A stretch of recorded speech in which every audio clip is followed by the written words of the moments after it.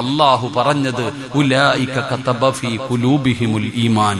അല്ലാഹുവിന്റെ ഖുർആൻ പറയാ ഉലൈക കതബ ഫീ ഖുലൂബിഹിമുൽ ഈമാൻ.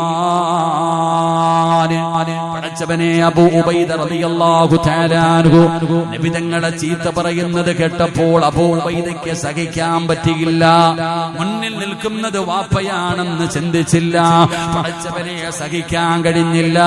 കാരണം അവരുടെ ഹൃദയത്തിന്റെ അകത്ത് അല്ലാഹു ഈമാൻ എഴുതി വച്ചിരിക്കുകയാ. അതുകൊണ്ട് ഈ ചരിത്രം നമുക്ക് പറഞ്ഞു തരുന്ന ഒന്നാമത്തെ പാഠമെന്താ? തെറ്റ് കണ്ടാ തിരുത്തണേ, തെറ്റ് കണ്ടാ തിരുത്തണേ.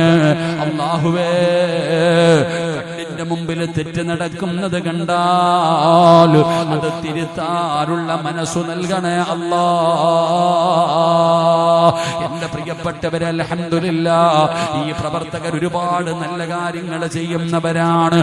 കൊടുത്താലും നിനക്കാ പ്രയോജനം, നിന്റെ പൈസ അല്ലാഹുവിന് വേണ്ട. അസ്സദഖത്തു റദ്ദുൽ ബലാ, സദഖ വിപത്തുകളെ തട്ടിമാറ്റുമെന്ന് നബി മുഹമ്മദ് മുസ്തഫ സല്ലല്ലാഹു അലൈഹി വസല്ലമ തങ്ങൾ പഠിപ്പിക്കുമ്പോ, പെങ്ങളെ, മാരകമായ രോഗങ്ങളിൽ നിന്ന് നിനക്ക് രക്ഷപ്പെടണോ? എന്തെല്ലാം രോഗങ്ങളാണ് അല്ലാഹു തരുന്ന പരീക്ഷണം അറിയുമോ? പടച്ചവനെ, പന്തല്ലൂര് നിങ്ങളുടെ പരിസരത്താണല്ലോ. പടച്ചവനെ, 2 ദിവസം മുമ്പ് എനിക്ക് അവിടെ വഴുതുണ്ടായിരുന്നു. പ്രഭാഷണം കഴിഞ്ഞ് ഭക്ഷണം കഴിഞ്ഞിറങ്ങുമ്പോ ഒരു ഉമ്മ വന്നിട്ട് പറഞ്ഞു, ഉസ്താദേ, എന്റെ വീട്ടിലെ 3 മക്കള് രോഗികളാണ്. ഉസ്താദൊന്ന് കേറിയൊന്ന് ദുആ ചെയ്തിട്ട് പോകുമോ?